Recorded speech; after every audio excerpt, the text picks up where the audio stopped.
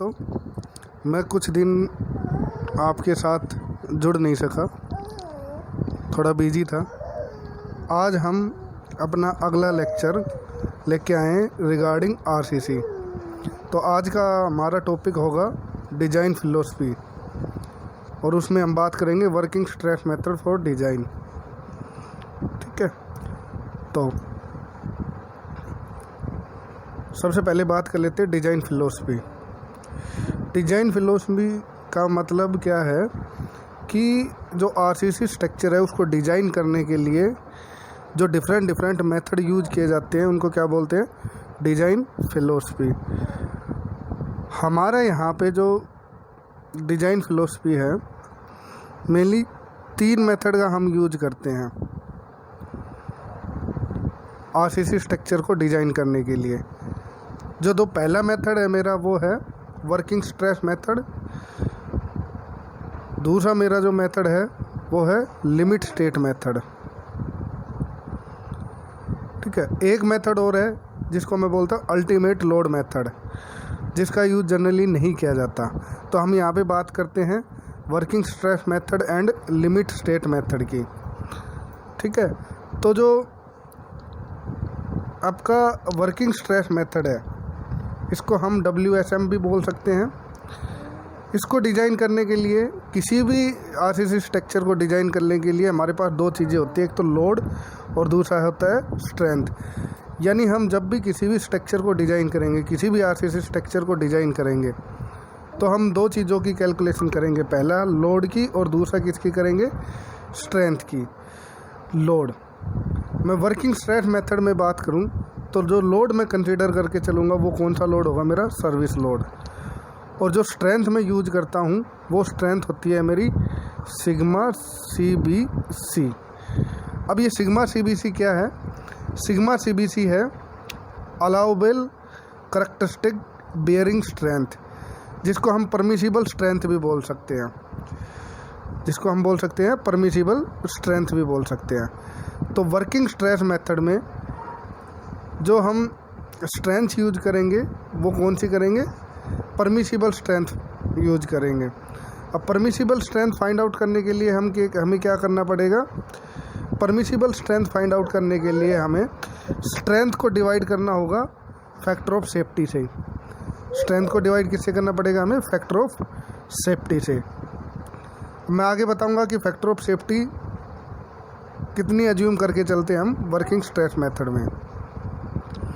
Second में बात कर लेता हूँ आपके पास लिमिट स्टेट मेथड की।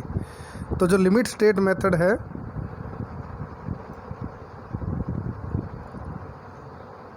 उसमें भी हम डिज़ाइन करने के लिए 2 ही पैरामीटर को कंसीडर करते हैं, लोड और दूसरा करते हैं स्ट्रेंथ। अब जो लोड कंसीडर करता हूँ मैं इसमें वो अल्टीमेट लोड कंसीडर करता हूँ। जब भी मैं लिमिट स्टेट मेथड से किसी भी सेक्शन को डिज़ाइन करूँगा तो लोड कौन सा होगा, मेरा अल्टीमेट लोड। अल्टीमेट लोड क्या होगा, अल्टीमेट लोड होगा load multiply by the load factor. Load को किससे मल्टीप्लाई कर दूंगा, लोड फैक्टर से, तो वो क्या आ जाएगा मेरा अल्टीमेट लोड।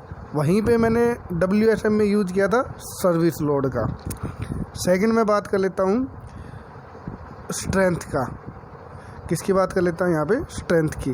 तो इस मेथड में मैं डिज़ाइन स्ट्रेंथ का यूज करता हूँ। किसका यूज करता हूँ भाई, डिज़ाइन स्ट्रेंथ का यूज करता हूँ। और जो डिज़ाइन स्ट्रेंथ होगी वो क्या होगी, मेरी strength divided by partial safety factor. यानी स्ट्रेंथ को मैं डिवाइड कर दूंगा किससे, पार्शियल सेफ्टी फैक्टर से।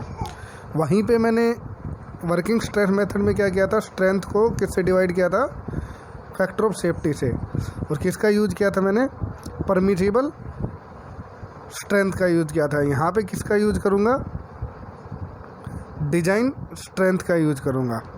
ठीक है, तो ये तो बात हो गई मेरी working stress method and limit state की। आगे इनमें डिफरेंस क्या है वो डिटेल में हम फर्दर स्टडी करेंगे। नाउ वर्किंग स्ट्रेस मेथड, तो वर्किंग स्ट्रेस मेथड मैंने आपको पहले ही बताया कि वर्किंग स्ट्रेस मेथड में क्या करता हूँ मैं, लोड तो कंसीडर करता हूँ सर्विस लोड, एंड जो स्ट्रेंथ यूज करता हूँ वो परमिसिबल स्ट्रेंथ की यूज करता हूँ। जो वर्किंग स्ट्रेस मेथड है मेरा वो ओल्ड मेथड है, जनरली नाउ डे ये मेथड हम यूज नहीं करते हैं। ये मेथड मैं ओनली उन्हीं जगह पे यूज करता हूँ या जो लीक प्रूफ स्ट्रक्चर है मेरी, वहीं पे ये मेथड यूज किया जाता है। अब पूछोगे कि लीक टाइट या लीक प्रूफ स्ट्रक्चर कौन सी होती है, तो जैसे कि वाटर टैंक हो गया हमारा, चिमनी हो गई, ये सब क्या है मेरी लीक प्रूफ स्ट्रक्चर है। ये क्या है मेरी लीक प्रूफ स्ट्रक्चर है, ठीक है। और दूसरा क्या है, it is a conservative method with factor of safety. Steel के लिए हम फैक्टर ऑफ सेफ्टी यूज करते हैं 1.8 और कंक्रीट के लिए हम यूज करते हैं 3, तो टेंशन में यूज करते हैं, और 4 हम यूज करते हैं डायरेक्ट कंप्रेशन में। अब मैं बात करता हूँ कि ये जो यहाँ पे कंक्रीट के लिए जो फैक्टर ऑफ सेफ्टी यूज किया गया है 3 इन टेंशन या बेंडिंग की बात कर लेता हूँ मैं। बेंडिंग लोड जब भी लगेगा हमारे स्ट्रक्चर पे तो फैक्टर ऑफ सेफ्टी की वैल्यू कितनी होगी मेरी 3, और जब भी डायरेक्ट स्ट्रेस लगेगा तो मेरी फैक्टर ऑफ सेफ्टी की वैल्यू कितनी होगी 4, ठीक है। अब एक क्वेश्चन अराइज होता है, क्या क्वेश्चन है वो कि जो मेरा फैक्टर ऑफ सेफ्टी है, जो मेरा फैक्टर ऑफ सेफ्टी है, फ्लेक्चर में तो हम 3 यूज करते हैं और डायरेक्ट कंप्रेशन में हम 4 यूज करते हैं। ऐसा क्यों, मैं एक डायग्राम की हेल्प से आपको बताता हूँ और आप स्क्रीन पे भी देख पा रहे हो। पहला मेरे पास है एक डायरेक्ट कंप्रेशन का केस। इसमें मैं देख रहा हूँ कि पूरी जो आपकी प्लेन है उस पे आपका यूनिफॉर्म लोड लगा हुआ है, ठीक है।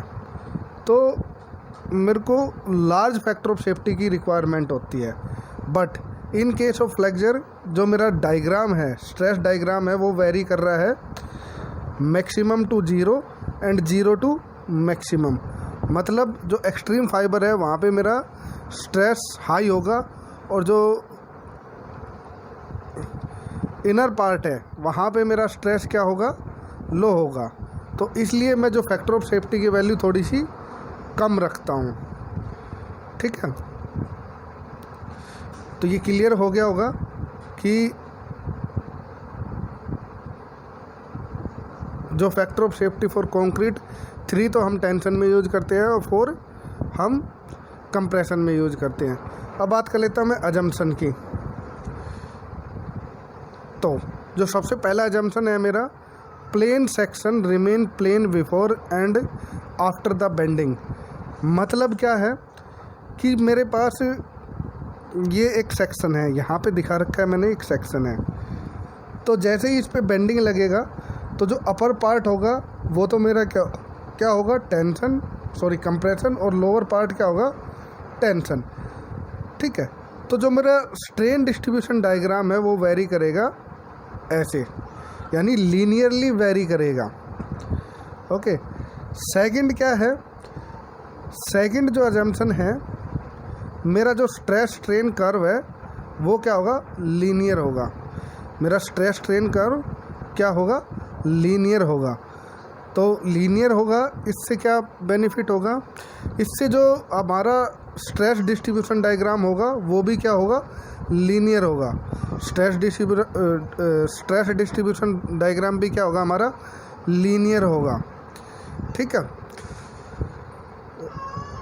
नेक्स्ट हम बात कर लेते हैं in case of no slip condition. In case of no slip condition, अब जो ये नो स्लिप कंडीशन है ये कहाँ पे आएगी, ये हमारा जहाँ पे टेंशन बार होंगे ये जो बार मेरे दिखाई दे रहे हैं यहीं पे क्या होगी, नो स्लिप कंडीशन होगी। ये मेरा थर्ड अजम्पशन है, नो स्लिप कंडीशन। इसका मतलब क्या है, दिस इज थर्ड अजम्पशन। इसका मतलब क्या है, मेरा जो बॉन्ड है कंक्रीट एंड स्टील में वो क्या है, perfect. Means the bond between steel and concrete is perfect. तो जब भी बॉन्ड मेरा परफेक्ट होगा तो कंडीशन कौन सी होगी मेरी, नो स्लिप कंडीशन होगी। और नो स्लिप कंडीशन में नो स्लिप कंडीशन क्या होगी मेरी, this ensure strain compatibility eight the level of steel. मतलब जो मेरा स्टील यहाँ पे जो स्ट्रेन होगा मेरा, strain in steel and strain in concrete, वो क्या होगा मेरा, इक्वल होगा। ठीक है, हाँ, ये जो कंडीशन है ना मेरी नो स्लिप कंडीशन, या स्ट्रेस और strain in steel and strain in concrete equal कहाँ पे होगा, only eight the level of steel पे ही ये क्या होगा मेरा, इक्वल होगा। इसके अलावा कहीं पे भी मेरा strain in concrete and strain in steel equal नहीं होगा।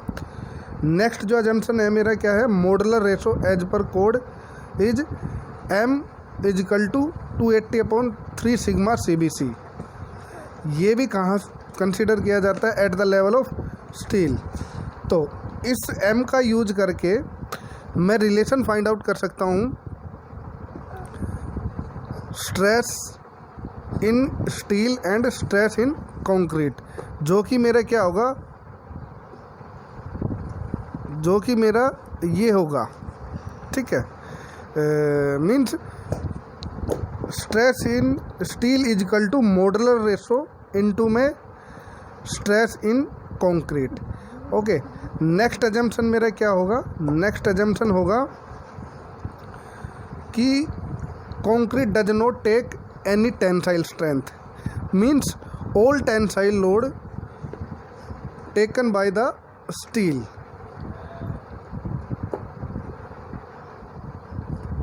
Okay, what the meaning of it? It is assume that hairline crack are develop which make sure concrete does not take any tension. Next assumption, the modulus of elasticity remain constant and there is no initial tensile stress in steel. Means जो मेरा E की value है वो constant होगी और जो steel में initial tensile stress की वैल्यू 0 होगी।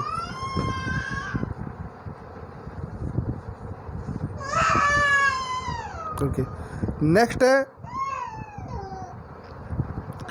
नेक्स्ट हमारा, इसमें हम effect of creep and shrinkage को कंसिडर नहीं करते हैं। अब मैं बात कर लेता हूँ किसकी, ये तो हो गया अजम्पशन। अब है हमारे डिसएडवांटेज। डिसएडवांटेज क्या क्या है इस मेथड के। पहला जो डिसएडवांटेज है, ये मेथड क्या है मेरा, अनरियलिस्टिक मेथड है। Next, long term of creep and shrinkage not consider. Next, load uncertainty not consider. Next, no logic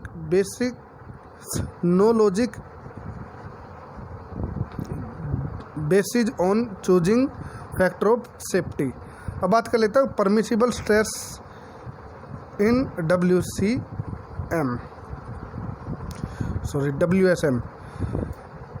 कि परमिसिबल स्ट्रेस क्या होता है। तो जो परमिसिबल स्ट्रेस होता है वो होता है हमारा permissible CBC। Permissible allowable permissible stress को हम रिप्रेजेंट करते हैं सिग्मा CBC से। तो ये क्या होता है, अल्टीमेट स्ट्रेंथ, जिसको हम FCK भी बोलते हैं, divided by factor of safety. ये क्या है मेरा, sigma CBC, permissible stress in concrete in WSM। ठीक है, अब जो सिग्मा CBC यानी परमिसिबल स्ट्रेस की वैल्यू आपको कोड में मिल जाएगी। इसके लिए एक टेबल है जो कि आपकी स्क्रीन पे भी है। ठीक है, यहाँ पे 2 पॉइंट आपको याद रखने हैं। पहला पॉइंट क्या है, that is bond stress given in column 5 shall be increase by 25% for bar in compression. Second क्या है, bond stress given in column number 5 shall be increase by 60% for deform bar. इसका मतलब क्या है, इसका मतलब क्या है, जब भी मैं स्टील को यूज करूँगा कंप्रेशन में तो जो मेरी बॉन्ड स्ट्रेस है वो इंक्रीज हो जाएगी 25%। और अब मैं 2 बार यूज कर रहा हूँ, एक बार मेरे पास प्लेन बार है और दूसरा बार मेरे पास क्या है, डिफॉर्म बार। अब डिफॉर्म बार क्या होता है, डिफॉर्म बार मैं बता देता हूँ क्या होता है। ये तो मेरा क्या हो गया प्लेन बार। डिफॉर्म बार क्या है, जब बार पे हम इस तरह से रिप प्रोवाइड कर देते हैं तो ये कौन सा बार होगा, हमारा डिफॉर्म बार। जब भी मैं डिफॉर्म बार का यूज़ करूँगा तो उसकी जो बॉन्ड स्ट्रेस है या जो बॉन्ड स्ट्रेंथ है वो इंक्रीज़ हो जाएगी 60%। कितनी इंक्रीज़ हो जाएगी, 60% इंक्रीज़ हो जाएगी। ठीक है, आगे चलते हैं। अब जब भी मैं परमिसिबल स्ट्रेस इन स्टील की बात करता हूँ तो परमिसिबल स्ट्रेस इन स्टील के लिए भी आपके पास कोड में टेबल है, टेबल नंबर 2.3 आपको कोड में मिल जाएगी। ठीक है, अब इंक्रीज